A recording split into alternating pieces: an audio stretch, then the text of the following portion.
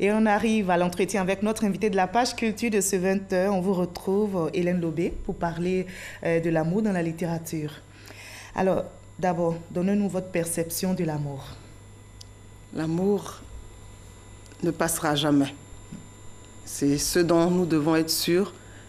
Les écrits le disent, l'amour ne passera jamais. L'amour n'a pas de fin. C'est déjà ça ma perception. D'accord. Alors on dit qu'il existe 3 types d'amour. Vous êtes d'accord? Eros, Philéo et Agapé. Dans quel registre vous vous situez? Un peu de tout, mais j'aime bien l'éros. L'éros. Alors l'amour dans la littérature ivoirienne a bien une histoire. Comment le sujet a évolué? Comment donc a évolué le thème de l'amour dans notre littérature? On va regarder ensemble ce reportage de Salima Toudia et Christelle Menant et on va en discuter par la suite. La littérature ivoirienne, c'est d'abord du théâtre, au sortir de l'époque coloniale. Bernard Dadier, Kofi Gado et Joseph Hamon Dabi, les pères fondateurs, y critiquent la société coloniale afin de provoquer un changement de mentalité. Dans les années 40, d'autres genres littéraires font leur apparition. Le conte moderne, la poésie, la nouvelle et le roman font leur entrée sur scène. Akeloba est un pionnier, il écrit en 1960 Kokumbo, l'étudiant noir. Des classiques qui ont marqué les premières heures de la littérature ivoirienne. Le thème de l'amour est toujours présent et connaît une ascension avec Isaïe Biton Coulibaly, l'écrivain ivoirien, grand défenseur de la cause féminine. Son plus grand succès sera en 1987 avec son recueil de nouvelles « Ah les femmes ». 5000 exemplaires vendus en un mois, un record dans l'édition africaine. Le lit et tout le mariage, sorti 22 ans plus tard, est classé parmi les meilleures ventes. Idylle, tourment de cœur, épines et joie du mariage, l'amour hante les pages des romans à l'eau de rose. La collection Adoras porte à son apogée le thème de l'amour dans la littérature ivoirienne.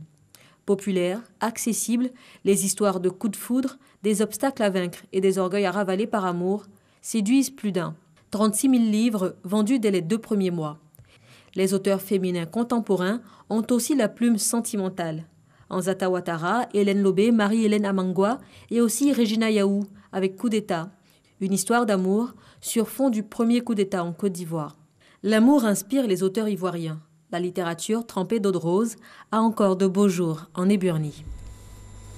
Voilà, l'amour et la sexualité sont considérés comme des sujets tabous sous nos cieux. Alors d'où est venu le déclic pour que ce thème soit abordé ouvertement aujourd'hui dans nos ouvrages, comme vous le faites dans vos ouvrages? Mais ce qu'on a remarqué ces dernières années, c'est que malgré la crise, les auteurs ont plus fait sortir des œuvres qui parlent d'amour. À croire qu'il faut mieux faire l'amour que faire la guerre.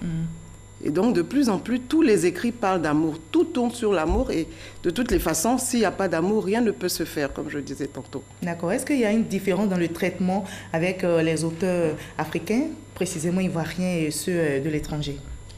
L'amour, c'est d'abord 2 êtres qui se rencontrent, qui s'aiment et qui s'unissent.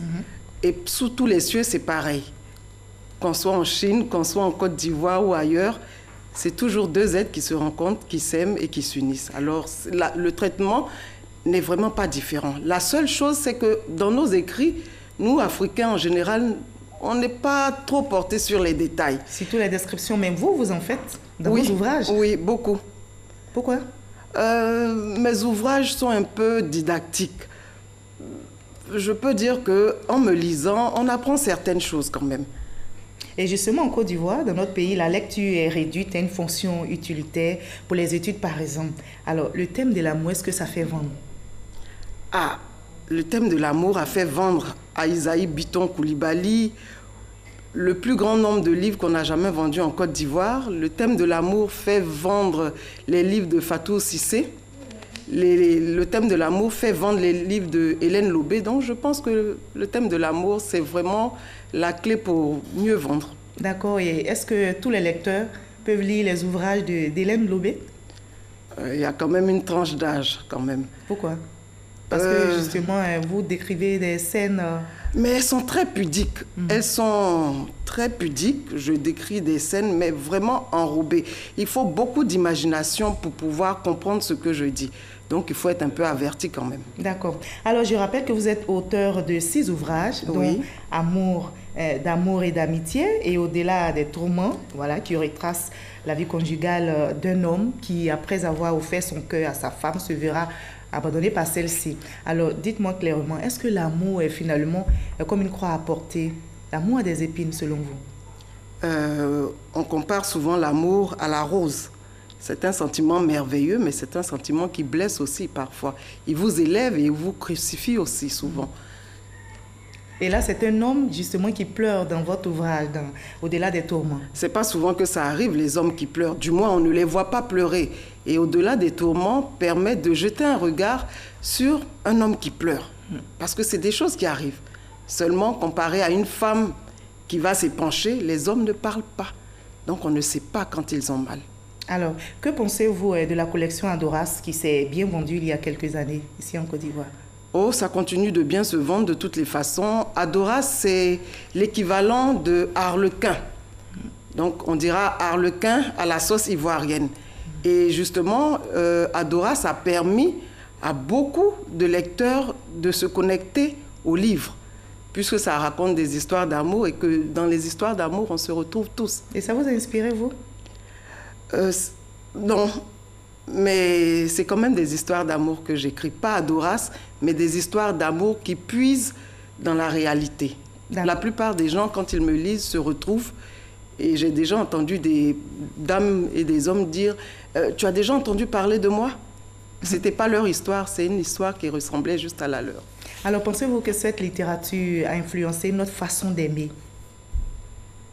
Influencé? Non, je Prenons pense... votre cas. Bon, alors je dirais que lorsqu'on lit une histoire d'amour ou une œuvre d'Hélène Loubet, on se rend compte que, en fait, on n'est pas seul. Il y a des gens qui ont vécu des histoires similaires, analogues. On sent qu'on n'est pas seul.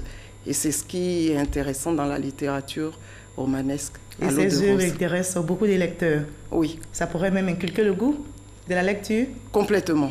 Merci beaucoup, Hélène Loubet, en tout cas d'avoir été notre invitée de la page culture de ce 20h. Je vous en prie. Vous restez avec nous. On va repartir au Qatar, où le président de la République